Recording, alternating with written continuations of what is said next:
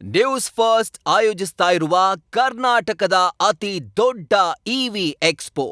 ಬೆಂಗಳೂರು ಖಾಸಗಿ ಬಸ್ ಚಾಲಕನ ಮೇಲೆ ಆಂಧ್ರದಲ್ಲಿ ಹಲ್ಲೆಯಾಗಿದೆ.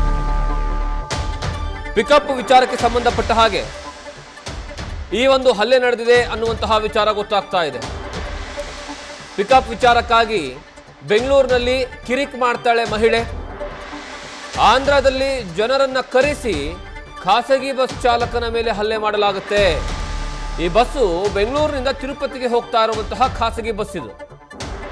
ಆ ಸಂದರ್ಭದಲ್ಲಿ ಆಂಧ್ರದ ಚಿತ್ತಾಪುರಕ್ಕೆ ಹೋಗ್ತಾ ಇದ್ದಂತೆ ಚಾಲಕನ ಮೇಲೆ ಹಲ್ಲೆ ಆಗುತ್ತೆ.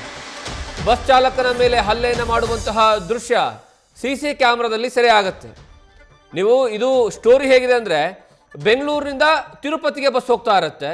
ಆ ಸಂದರ್ಭದಲ್ಲಿ ಬೆಂಗಳೂರಿನಲ್ಲಿ ಕಿರಿಕಾಗುತ್ತೆ ಮಹಿಳೆಯ ಜೊತೆಗೆ ಆ ಚಾಲಕರು ಮತ್ತೆ ಕ್ಲೀನರ್ ಏನಿದ್ದಾರೆ.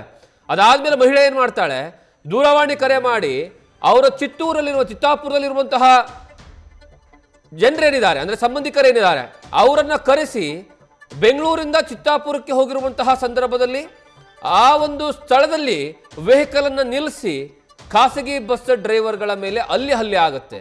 ಈ ಬಸ್ಸು ಬೆಂಗಳೂರಿನಿಂದ ತಿರುಪತಿಗೆ ತೆರಳ್ತಾ ಇರುವಂತಹ ಬಸ್ ಇದು.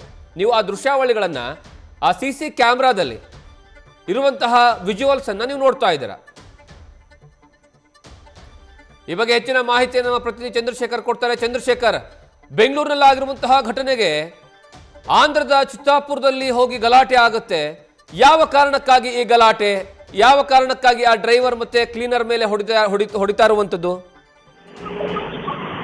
ಖಂಡಿತವಾಗಿ ಜಗದೀಶ್, ಏನು ಈ ಒಂದು ಪ್ರಕರಣಕ್ಕೆ ಸಂಬಂಧಪಟ್ಟಂತೆ ಬೆಂಗಳೂರಿನಲ್ಲಿ ಈ ಒಂದು ಮಹಿಳೆ ಏನಿದ್ದಾಳೆ, ಈ ಮಹಿಳೆಯನ್ನ ಪಿಕ್ ಮಾಡ್ಬೇಕಾಗತ್ತೆ. ಸುಮಾರು ಮಧ್ಯಾಹ್ನ 12 ಗಂಟೆಗೆ ಒಂದು ಪಿಕ್ ಮಾಡ್ಬೇಕಾಗತ್ತೆ. ಆದ್ರೆ ಈ ಒಂದು ಸಂದರ್ಭದಲ್ಲಿ ಸಾಕಷ್ಟು ವೆಯ್ಟ್ ಮಾಡಿಸ್ತಾಳೆ. ಅಂದ್ರೆ 1 ಗಂಟೆಗೂ ಹೆಚ್ಚು ಕಾಲ ಈಕೆ ವೆಯ್ಟ್ ಮಾಡಿಸ್ತಾಳೆ. ಈ ಏನು ಚಾಲಕ ಅಥವಾ ಈ ಒಂದು ಕಂಡಕ್ಟರ್ ಏನಿದ್ದಾರೆ ಇಬ್ರು ಸಹ ಆಕೆಗೆ ಕರೆ ಮಾಡಿ ಬೇಗ ಬರುವಂತೆ ಒಂದು ಸೂಚನೆಯನ್ನ ಕೊಡ್ತಾರೆ.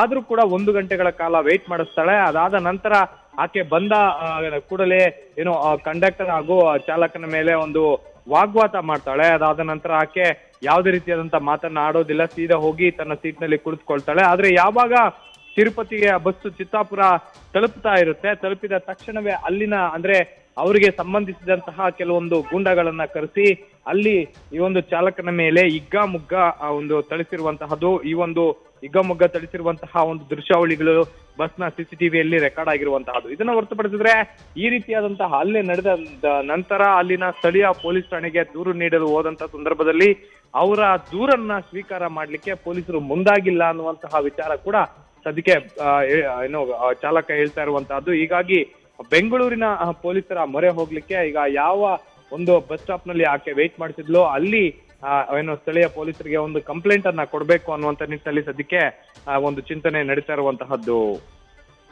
ಜಗದೀಶ್, ಥ್ಯಾಂಕ್ ಯು ಚಂದ್ರಶೇಖರ್ ನಿಮ್ಮೆಲ್ಲ ಮಾಹಿತಿಗಾಗಿ. ನ್ಯೂಸ್ ಫಸ್ಟ್ ನಿರ್ಭೀತಿಯಿಂದ ನಿಮ್ಮ ಪರವಾಗಿ.